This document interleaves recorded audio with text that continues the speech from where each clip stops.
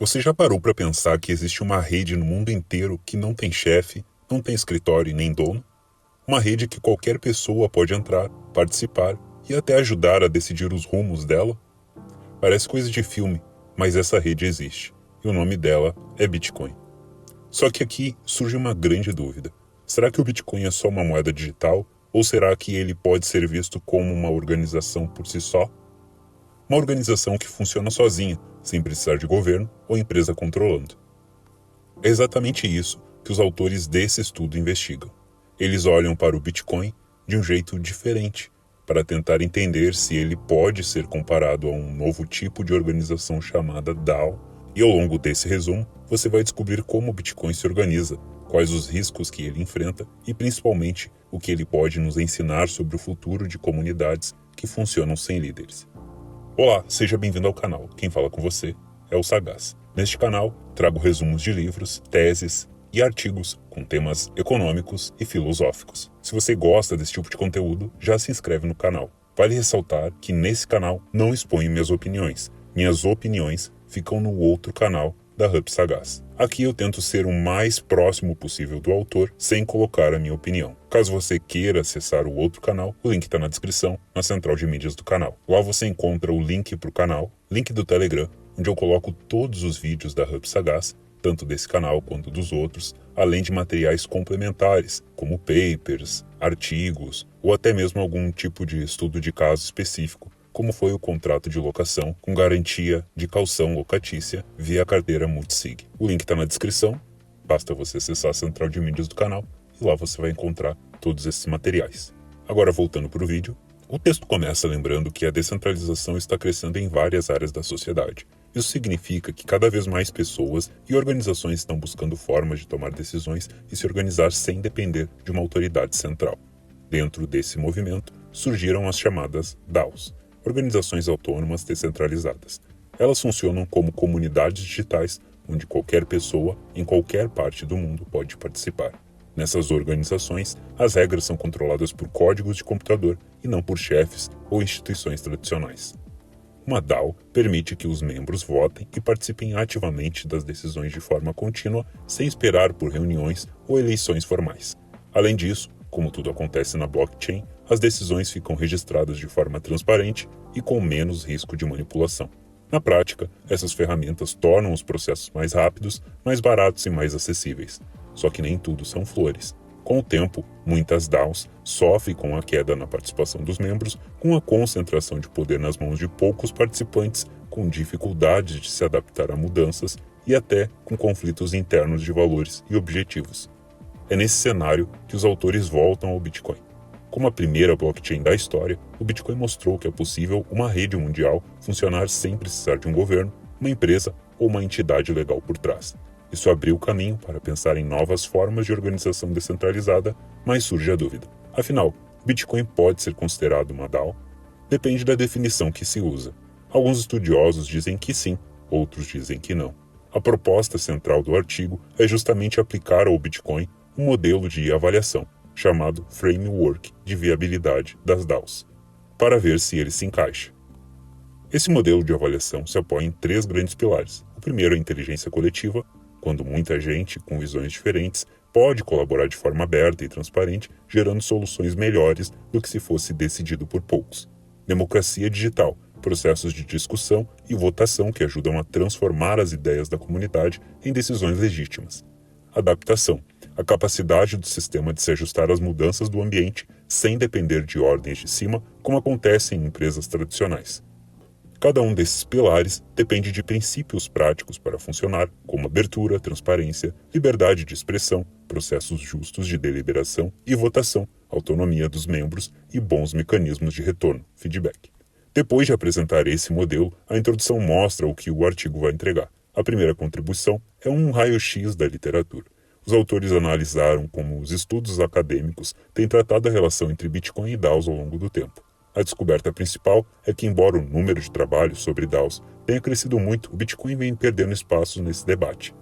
Para se ter uma ideia, em 2017, todos os artigos sobre DAOs mencionavam Bitcoin. Já em 2024, só 42% faziam isso. E dentro desses, apenas 6% afirmavam claramente que o Bitcoin é uma DAO. Outro detalhe curioso, quando os artigos aceitam que o Bitcoin é uma DAO, costumam ser mais favoráveis a ele, o que mostra que falta uma análise mais equilibrada. A segunda contribuição é a aplicação prática do framework no Bitcoin. Os autores mapeiam como a rede já realiza no dia a dia os 3 mecanismos de viabilidade. Eles destacam, por exemplo, as propostas de melhoria conhecidas como BIPs, que são discutidas publicamente, o papel dos mineradores, que sinalizam mudanças por meio do poder de processamento, e os chamados soft forks ativados pelos usuários, que permitem que a própria comunidade pressione por mudanças sem depender apenas dos mineradores. A terceira contribuição é uma discussão sobre algumas escolhas do design do Bitcoin. Diferente de muitas DAOs, o Bitcoin não tem uma empresa ou fundação formal por trás. O formato dele é de tal forma que qualquer pessoa pode participar livremente. Isso dá mais autonomia, mas também levanta dúvidas. Quem decide de fato os rumos do projeto? E com a chegada de grandes instituições financeiras que oferecem ETFs de Bitcoin, surge o risco de que poucos atores com muito poder econômico possam influenciar os caminhos da rede em vez da base mais ampla da comunidade. Por fim, a quarta contribuição é uma proposta de melhorias na governança. Os autores sugerem que o Bitcoin poderia adotar formas mais modernas de deliberação inspiradas em experiências de democracia digital de outros países, para enriquecer o processo de discussão antes das decisões. Para os pesquisadores, olhar para o Bitcoin como um tipo de DAO pode revelar mecanismos resistentes e eficientes que ajudam a projetar novas organizações descentralizadas no futuro. Para a comunidade Bitcoin, esse estudo oferece uma base sólida para discutir melhorias na governança, um tema que, tempos em tempos, volta ao centro dos debates. Capítulo 2. Background. A segunda parte do trabalho começa olhando para a relação entre Bitcoin e as DAOs ao longo do tempo. Nos primeiros anos, especialmente entre 2013 e 2018, muita gente descreveu o Bitcoin como uma espécie de empresa descentralizada ou até mesmo como uma DAO. Afinal, ele reúne características de uma organização. Tem uma comunidade de participantes, um propósito claro e regras automáticas para coordenar as ações. Mas esse entendimento foi mudando com o tempo. Hoje em dia, as pesquisas sobre DAOs quase não incluem o Bitcoin. Para dar uma ideia dessa mudança, em 2017, todos os artigos acadêmicos sobre DAOs falavam de Bitcoin. Já em 2024, esse número caiu para apenas 42%. E mais curioso ainda, mesmo entre os artigos que citam Bitcoin, só 6% realmente o classificam como uma DAO. Os pesquisadores também perceberam um detalhe importante: os estudos que aceitam Bitcoin como uma DAO tendem a ser mais favoráveis a ele. Isso significa que podem existir certos vieses positivos que atrapalham uma análise crítica, principalmente no que diz a respeito a seus problemas de governança. A conclusão é que essa queda de atenção é ruim por 2 motivos. Primeiro, porque o campo de estudos sobre DAOs deixa de explorar um caso tão relevante quanto o Bitcoin. E segundo, porque o próprio Bitcoin perde a chance de ter uma análise mais profunda e sistemática que ajude a fortalecer sua resiliência como organização descentralizada. Framework de viabilidade de DAOs. Depois dessa análise, os autores apresentam em mais detalhes o framework de viabilidade que vai ser usado para avaliar o Bitcoin. Esse modelo vem de estudos sobre complexidade e democracia digital e organiza o que uma DAO precisa para funcionar bem em 3 mecanismos centrais. O primeiro é a inteligência coletiva, quando muitas pessoas diferentes podem participar de forma aberta, transparente e com liberdade. A ideia é que, com a diversidade, o grupo consegue encontrar soluções melhores do que se dependesse de uma liderança central. O segundo é a democracia digital. Trata de como as ideias da comunidade viram decisões. Isso envolve ter processos de discussões organizados, mecanismos justos de votação e, de preferência, formas inovadoras de participação, como fóruns públicos ou democracia líquida. O terceiro é a adaptação, diz respeito à capacidade de uma DAO de reagir rapidamente às mudanças externas sem depender de um chefe ou de uma diretoria. Aqui entram tanto a autonomia dos membros quanto os mecanismos de feedback que mostram se o caminho tomado está funcionando ou não. Para avaliar se uma DAO cumpre esses 3 mecanismos, o framework olha para princípios práticos. Alguns exemplos são abertura para entrada e saída de membros, transparência nas informações, possibilidade de manter a privacidade, liberdade de expressão, processos claros de deliberação e votação, autonomia para agir e feedbacks em tempo real. O capítulo encerra dizendo que, sim, o Bitcoin compartilha várias características típicas de uma DAO. Aplicar o framework de viabilidade a ele ajuda a enxergar não só seus pontos fortes, mas também suas fraquezas e onde é possível melhorar. Em outras palavras, o Bitcoin pode servir de laboratório vivo para entender como uma DAO pode ser mais resistente e eficiente. Capítulo 3. Bitcoin como organização descentralizada.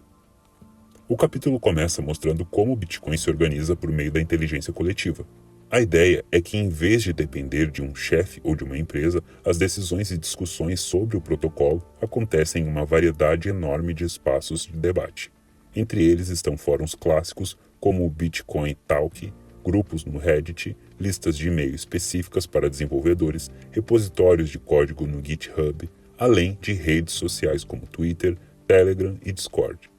Fora do mundo online, existem também conferências internacionais, workshops técnicos e encontros locais, os famosos meetups, onde a comunidade se reúne para discutir rumos da rede. Essa estrutura aberta garante que qualquer pessoa interessada possa participar, mas há algumas nuances nos princípios básicos. Abertura.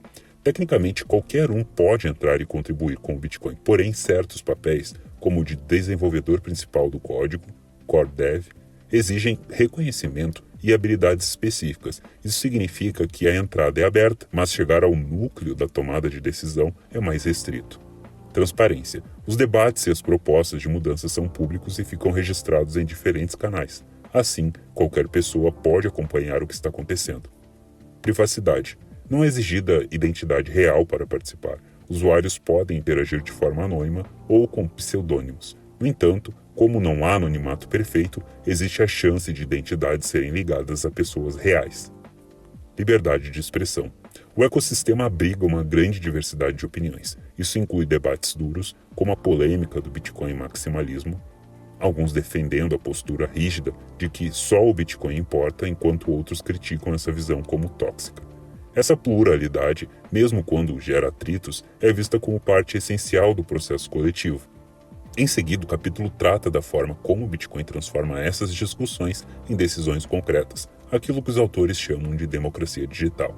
Esse processo tem duas etapas principais: deliberação e votação. Na deliberação, o mecanismo central são os Bitcoins Improvement Proposals, BIPs. Eles funcionam como documentos formais, nos quais desenvolvedores descrevem possíveis melhorias para o protocolo, explicando os detalhes técnicos e os impactos esperados. Esses BIPs são revisados publicamente em listas de e-mails e no GitHub. No final das contas, os desenvolvedores principais do Bitcoin Core têm o poder de decidir se o código é integrado ou não, ou seja, existe um certo poder de veto nesse processo. Já a votação acontece de maneira diferente dentro da comunidade. Mineradores, eles sinalizam apoio ou rejeição à mudança através do próprio processo de mineração. Por exemplo, podem incluir marcações nos blocos para mostrar que apoiam uma atualização. Esse tipo de votação com poder computacional ficou famoso nos mecanismos BIP34 e BIP9. Full Nodes, nós completos. Aqui entram mecanismos como o User Activated Soft Fork, no qual os operadores de nós podem simplesmente começar a rejeitar blocos que não seguem novas regras. Se muitos fazem isso, eles podem forçar a rede a adotar determinada mudança, mesmo sem o apoio inicial dos mineradores. Maioria econômica. Grandes exchanges, processadores de pagamento e grandes investidores também têm peso. Como esses atores controlam boa parte da liquidez, suas escolhas de qual versão de software seguir podem definir o rumo do ecossistema. Esse conjunto cria um equilíbrio. Nenhum grupo decide sozinho, mas a interação entre mineradores, usuários comuns e grandes instituições acabam moldando o futuro do protocolo. O último aspecto tratado é a adaptação, ou seja, a capacidade do Bitcoin de se ajustar a mudanças sem depender de uma liderança central. Um ponto fundamental aqui é a autonomia. O Bitcoin não tem fundador ativo, empresa responsável ou entidade legal que diga à comunidade o que deve ser feito. Cada participante age por conta própria. Quando acontece um conflito e surgem duas versões diferentes da rede, cada usuário escolhe qual seguir. Na prática, é um voto com os pés. Esse processo coletivo é o que define qual versão se tornará a principal. Outro aspecto central são os mecanismos de feedback. Eles funcionam como sinais que mostram se o sistema está indo bem ou não. O incentivo à mineração, por exemplo, garante que mineradores ajam de forma alinhada com a segurança da rede. O preço do Bitcoin no mercado também é visto como um termômetro do desempenho da comunidade. Além disso, a própria adoção de versões diferentes do software pelos mineradores e usuários serve como um feedback. A versão mais usada acaba se consolidando como a regra. Capítulo 4. Discussão. No quarto capítulo, os autores discutem alguns pontos críticos sobre o funcionamento do Bitcoin como uma organização descentralizada. Um primeiro aspecto levantado é a ausência de uma entidade legal. Isso significa que não existe uma empresa, fundação ou instituição formal responsável pelo Bitcoin. Esse traço é um dos pilares da rede, pois garante mais autonomia para os participantes. Ninguém pode restringir a entrada, censurar decisões ou controlar de cima para baixo o que acontece. Mas, ao mesmo tempo, isso levanta um debate importante. Em situações práticas, a falta de uma entidade legal pode ser um problema, especialmente quando se trata de interagir com governos, empresas ou estruturas do sistema financeiro tradicional. A questão que surge é: será que o fato de não ter uma forma jurídica é uma vantagem que deve ser preservada a todo custo ou uma limitação que pode atrapalhar o futuro da rede? O segundo ponto é a governança. O Bitcoin usa os BIPs, as propostas de melhoria, como o principal mecanismo de deliberação. Embora isso funcione, o processo é considerado relativamente básico se comparado a outros modelos de democracia digital que já existem pelo mundo. Um exemplo citado é o de Taiwan, que tem ferramentas mais avançadas de deliberação capazes de organizar debates, analisar sentimentos da população e até apontar consensos de forma mais clara. Nesse sentido, os autores sugerem que talvez o Bitcoin pudesse experimentar novas formas de deliberação, ainda em pequenos grupos ou comunidades menores, sem necessariamente mudar o protocolo principal. Assim, seria possível testar alternativas e, caso elas se mostrassem úteis, adotar de forma mais ampla. O terceiro ponto de discussão é o risco da concentração econômica. Embora o Bitcoin tenha nascido com a ideia de ser descentralizado, na prática, grandes instituições financeiras e empresas já acumulam volumes enormes de Bitcoin. Exemplos são a BlackRock e a MicroStrategy. O perigo disso é que esses grandes atores podem ter influência desproporcional em momentos decisivos, como no caso de um fork, quando a rede pode se dividir em duas versões. Se essas instituições decidirem apoiar uma versão que não seja escolhida pela maioria da comunidade, o resultado pode ser a criação de um desequilíbrio que afete a confiança e até a segurança da rede. Por fim, os autores apontam algumas limitações do próprio estudo. Eles reconheceram que o framework usado para avaliar o Bitcoin poderia ser enriquecido ao incorporar a visão de Elinor Ostrom sobre como administrar recursos coletivos, o que daria uma análise mais detalhada sobre as fronteiras e regras internas da comunidade. Além disso, a análise bibliográfica feita no artigo poderia ter sido mais ampla, incluindo bases de dados das ciências sociais, já que boa parte das pesquisas sobre DAOs acontece também nesse campo. Capítulo 5. Conclusão e perspectivas. O estudo conclui que o Bitcoin pode sim ser considerado uma DAO. Ele funciona como uma organização descentralizada viva porque realiza na prática os três mecanismos essenciais: inteligência coletiva, muita gente diversa debatendo e melhorando ideias em espaços abertos, democracia digital, processos públicos de discussão e decisão, como os BIPs e os sinais da rede, e adaptação, capacidade de mudar de rota sem precisar de um chefe reagindo ao que a própria comunidade faz e aos sinais de mercado. Um ponto importante é que o modelo de governança do Bitcoin é diferente do de muitas DAOs baseadas em smart contracts. Em vez de colocar todas as regras em códigos executados automaticamente por contratos inteligentes, o Bitcoin se apoia muito no consenso social e na participação aberta. Em outras palavras, pessoas e instituições escolhem na prática quais versões do software rodar e quais regras seguir. É um caminho diferente, mas igualmente válido e tem se mostrado resiliente ao longo do tempo. Dessa análise, saem três lições principais para outras DAOs. Primeiro, é possível coordenar sem ter uma entidade legal por trás. Isso aumenta a autonomia dos participantes e evita pontos únicos de controle. Segundo, a governança pode melhorar se a comunidade experimentar novas formas de deliberação, maneiras melhores de organizar debates, buscar consenso e registrar decisões, sem perder os valores de abertura e transparência. Terceiro, o Bitcoin continua sendo um arquétipo vivo de DAO, um exemplo em funcionamento do qual outras comunidades podem aprender o que fazer e o que evitar quando o assunto é descentralização. Por fim, os autores apontam alguns caminhos para pesquisas futuras. Um deles é investigar mais a fundo a sinalização on-chain dos mineradores, entendendo melhor como esses sinais influenciam a adoção de mudanças. Outro é medir de forma objetiva o quanto o Bitcoin segue, no dia a dia, os princípios do tal framework de viabilidade. E aqui entram métodos modernos, como técnicas de Machine Learning para analisar grandes volumes de dados e transformar percepções qualitativas em métricas comparáveis. O Bitcoin não só cabe na definição de DAO, como também expande a forma de pensar essas organizações. Mostra que descentralização pode acontecer pela força do consenso social, combinada com regras simples e participação livre, e que ainda há espaço para evoluir na qualidade do debate e da tomada de decisão, tanto no Bitcoin quanto no universo das DAOs em geral. Olhando para tudo isso, fica claro que o Bitcoin não é apenas uma moeda digital. Ele é também um exemplo vivo de como milhares de pessoas espalhadas pelo mundo conseguem se organizar sem precisar de um chefe, de uma empresa ou de um governo central mandando em tudo. É verdade que o Bitcoin tem seus desafios, desde os debates sobre como tomar decisões até o risco de grandes investidores terem influência demais. Mas mesmo com esses problemas, ele continua mostrando que é possível construir algo realmente descentralizado, aberto a todos e capaz de se adaptar ao longo do tempo. Mais do que isso, o Bitcoin acaba servindo como um laboratório vivo para o futuro. Ele mostra que organizações sem líderes formais não só são possíveis, como podem crescer e prosperar. E talvez a grande lição aqui seja justamente essa. No mundo digital, o poder de decidir e de mudar as coisas pode estar muito mais nas mãos da comunidade do que a gente imagina. Então esse foi mais um resumo aqui no canal. Lembrando que todos os links constam na descrição do vídeo.